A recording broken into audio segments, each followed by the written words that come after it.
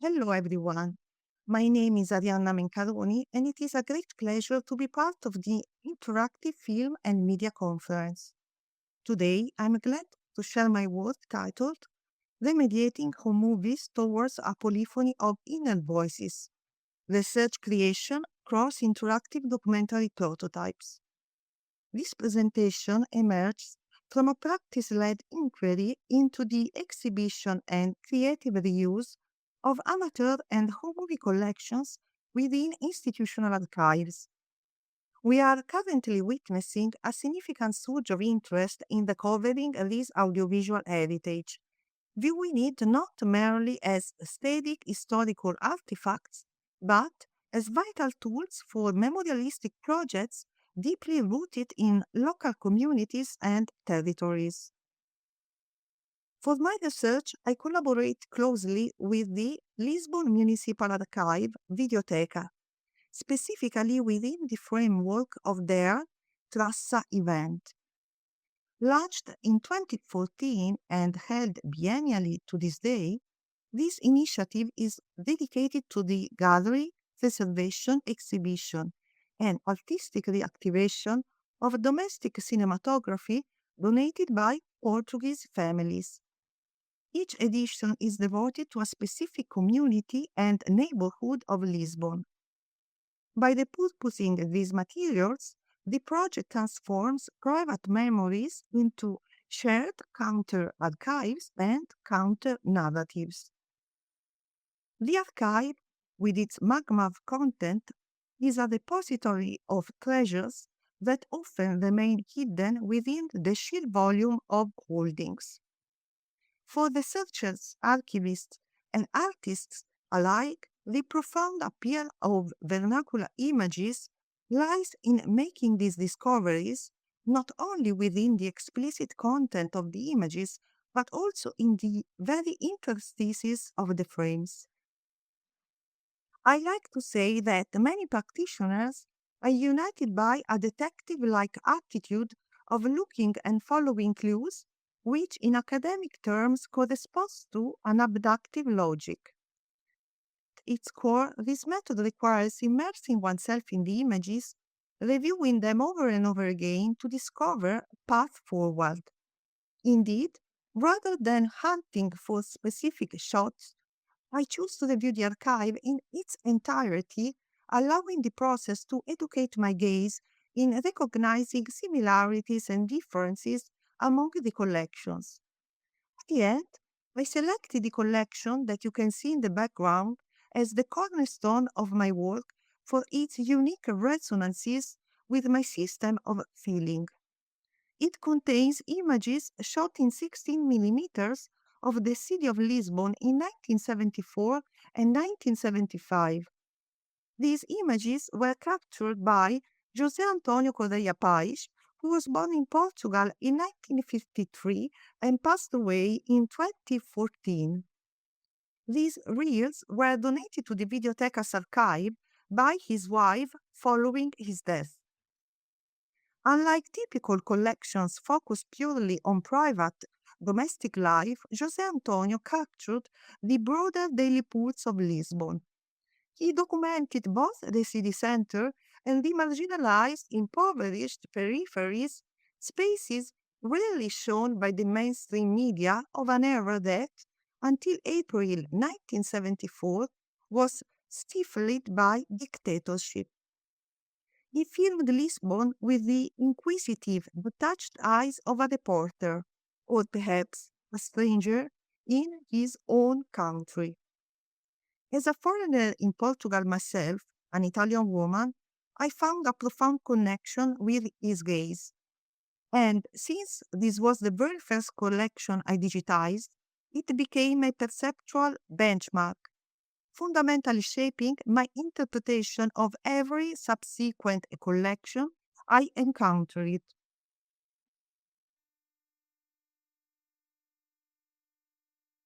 This unique mirror effect highlights the underlying motivation of my work, which revolves around the tension between key polarities, proximity and distance, familiarity and estrangement, attachment and detachment, presence and absence.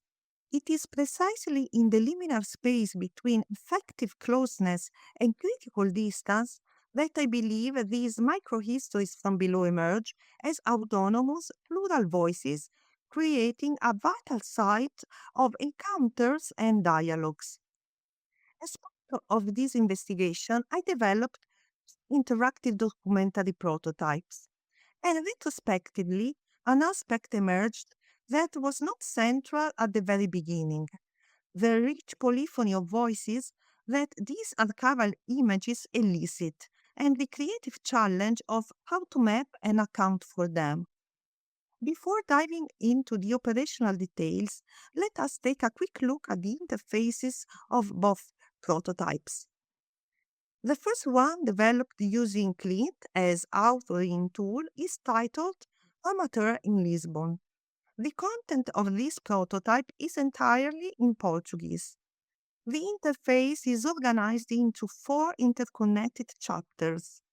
Each chapter, and consequently each main interface, is organized in the same way, comprising various navigable media, including text, videos, interviews, and additional archival fragments.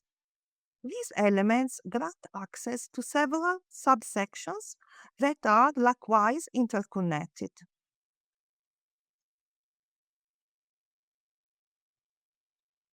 The second prototype was developed using Korsakow and is based on footage by Antonio as well as a novel he wrote about Lisbon.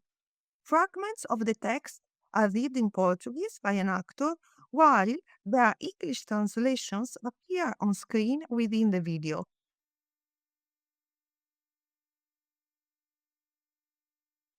My approach is deeply informed by Patricia 𝗔𝗯𝘀, who proposes viewing home movies not as static evidence but as dynamic vectors. We are not just looking at old films, we are witnessing traces of life and places in the past capable of activating contiguities, polyphony, and multispatialities. In this framework, the institutional archive is no longer a mere repository, and the curator is not an authority above the material. Within this space, each fragment possesses a dynamic, shifty agency that continuously transforms through a web of ecological interrelations. Judith Aston and Stefano Dorico talk about the architecture of the polyphonic interactive documentary, and in particular, Aston connects this concept of polyphony to a metamodern structure of feeling. In representational terms, this approach maintains a situated and communitarian hope for change by intentionally pursuing an anti-dramatization of the narrative. By rejecting the closed, traditional dramatic arc, the polyphonic interactive documentary makes a deliberate choice to shift focus away from conflict, centering instead on a dialogue between situated truths. It is through this very dialogue that fragments evolve, allowing us to make meaning and sense of sensitive issues within the complexity of the world. Crucially, this structure operates with a keen awareness of our contemporary era of crisis, where grand illusions have faded, yet the need for meaningful local and person connections remains vital. Coming back to the first prototype to see in detail each part. The most evident element of each chapter is the footage from the José Antonio Correia Page collection in its raw silent state. Below it, a video annotation timeline indicates the specific Lisbon locations captured. These reflects the archive's cataloging practices and the documentarizing mode, while the focus is on identifying spaces, time, and factual evidences. The first miniature of this vertical triad leads to an interview with the donor, Maria Assunção Mendes Martins.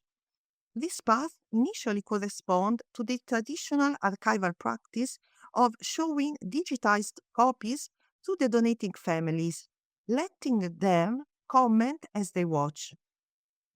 Our interaction, the interaction between myself and Maria, soon evolved far beyond the factual account, becoming a deeply personal narrative of processing grief and the past. Indeed, following her husband's passing, Maria began creating collages, using also images of him. In our dialogue, we both recognized that the shared impulse to reassemble fragments is a powerful way of making the unconscious visible and making sense of memory. Her journey eventually led her to confront a foundational childhood trauma. Born in Angola, Maria was just 16 when she and her family were forced to flee to Lisbon in the aftermath of the Angolan War of Independence. The lived experience of the retornados, the massive wave of citizens who returned to Portugal during decolonization, remains a highly sensitive and under-examined topic in our contemporary Portuguese society.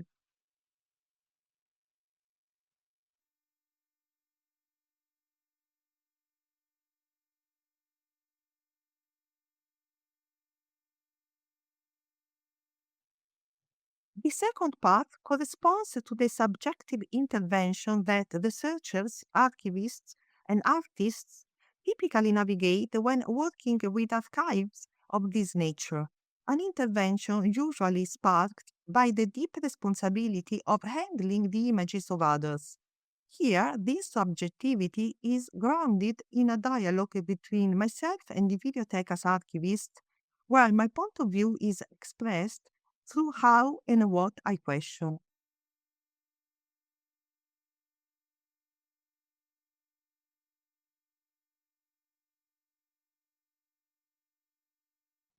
Indeed, by tracing the journey of José's collection through the institution, our conversation culminates in the final chapter with a core ethical question.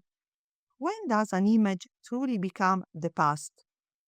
This reflection finds form in a symbolic act, the donation of my own digital files from the early 2000s to the Videoteca. Through this act, I become a donor myself, placing fragments of my own life into the same stream of institutional care. This donation was made possible because, as the archivist suggested, I'm finally ready to part with these images, having processed that period of my life, allowing it at last to become the past. The third mode is the artistic one, focused on the practice of reappropriation. This section moves beyond documentation to produce new meanings through visual animation. One path explored the materiality of the images, amplifying the phantasmagoric grain of the film to emphasize the ghostly nature of the past. In the last chapter, the focus shifts to the gesture of playing in front of the camera. As 𝗔𝗯𝘀𝘁𝗿 suggests, it is in the mediality without end of the gesture that beauty resides. In the light of polyphony, this work brings together a multitude of perspectives. The very structure of the project reflects this intention, placing diverse voices on the same level of importance. The presence of the silent material is constant but not dominant. These images are presented in their raw granularity to provoke new encounters and multiple layers of readings. Thus, in this prototype, we see three main layers of voices. In-frame interviews, in which sound and image are synchronous, and in which the physical presence of the speakers anchor the narrative in factual account or opinion. The testimonial voiceover, in which the audio is detached from the frame and layered over archival footage, transforming personal confession into critical commentary that recontextualized the past, and the essayistic diaristic voice, in which the author's intimate autobiographical perspective acts as a bridge between her research and archival materials, providing a reflexive framework. The second prototype was developed using Korsakow. Shifting to the software meant fundamentally reconfiguring my logic of thinking from a type-based multilinear editor to a database-driven one. For that, I'm deeply indebted to Florian Tarhofer, the creator of Korsakow, whom I consulted to help me navigate this shift in paradigm. Instead of forcing the footage into a timeline, I treated each fragment as a unique, self-contained story and divided the entire footage into discrete, autonomous scenes. A major turning point in this process occurred during my archival research when I discovered an unfinished manuscript by José Antonio about Lisbon. Written on the header was a striking, almost prophetic phrase: to decompose and take into account the various situations that can be joined. For me, reading this phrase was an explicit invitation to piece together fragments of media that, although separate, possess an underlying invisible connection. It quickly became the structural blueprint for the prototype.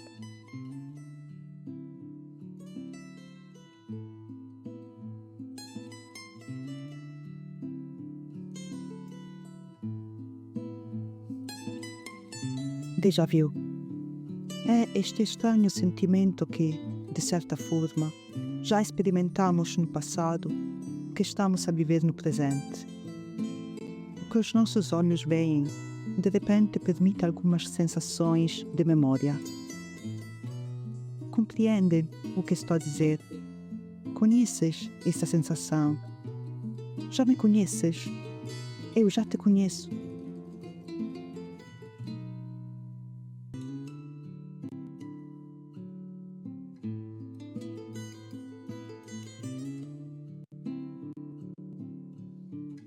Diferentes passaram a ser as tardes e princípios da noite em Alfama.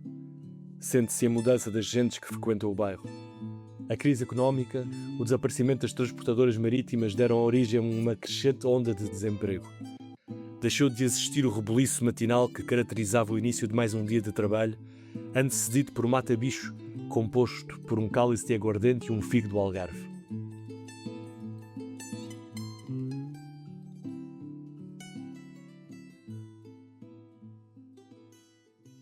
The prototype is organized into 4 chapters, each lasting at least 3 minutes.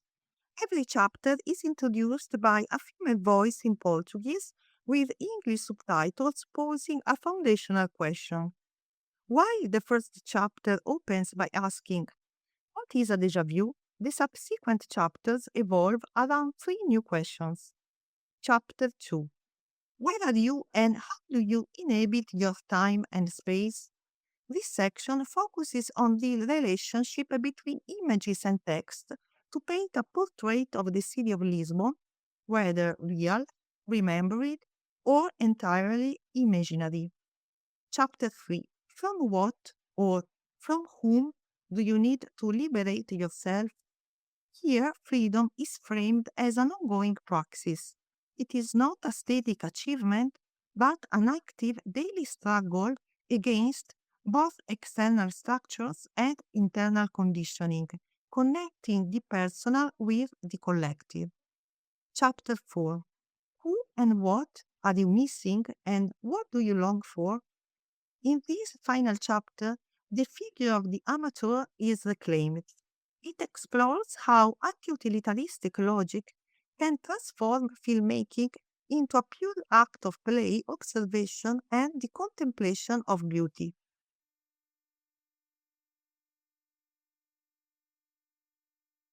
What we observe is a network of fragments that seem to question and answer one another. This cinematic experience is built entirely on a layered polyphony where voices, images, and the viewer interact. The first layer is the female voice, appearing briefly at the start of each section as a catalyst.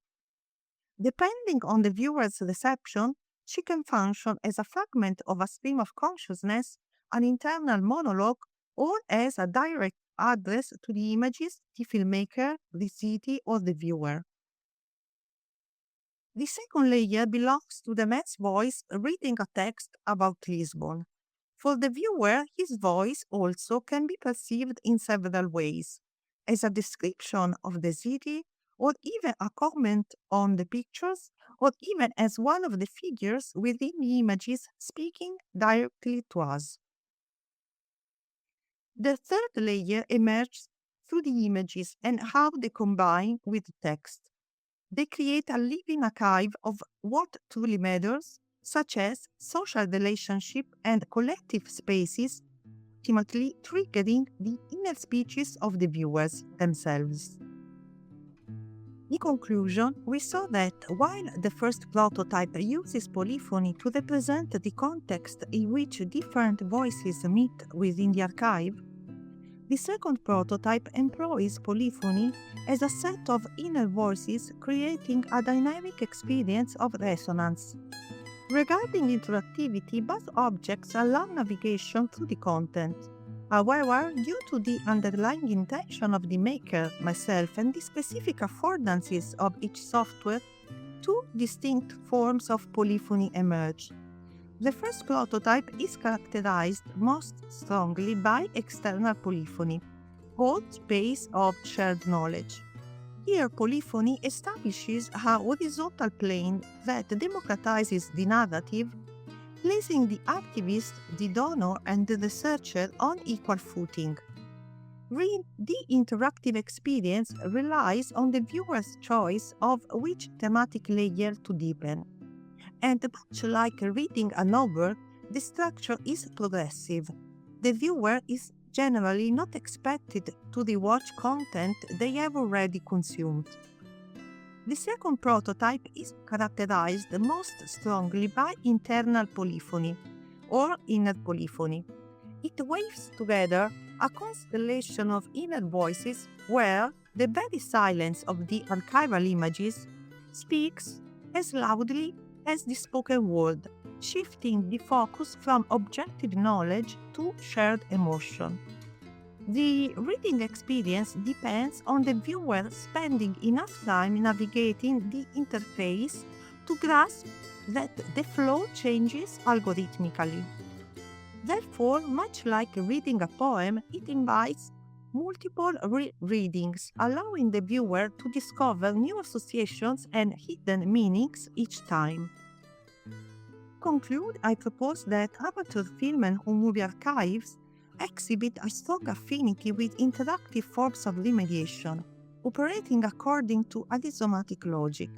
Unlike the institutional mode of representation in cinema, they are fragmentary and non-linear, closer to the ways in which we remember and dream. Indeed, as Roger then suggests, they activate the sharing of memory and the negotiation of identities and emotions between past and present, allowing polyphony to emerge. This liminal nature makes them particularly suitable for processes of non-linear reassemblage, in which viewers actively can choose the path they want to follow. However, these prototypes remain limited in their participatory structure, despite being based on collections donated by Portuguese families. The challenge, therefore, is to develop interactive documentaries that are capable of amplifying the polyphonic potential and fostering resonances among the multiple voices of the communities concerned. At the end, I believe that the potential of archival activation through interactive documentaries lies in a shift from authority to care, not merely using images but inhabiting them and attending to the encounters they facilitate, both between subjects and within the self. In this way, the archive becomes a living space of shared experience and narratives, enabling individuals and communities to negotiate and make sense of the entanglements of their inner and outer worlds. Thank you very much.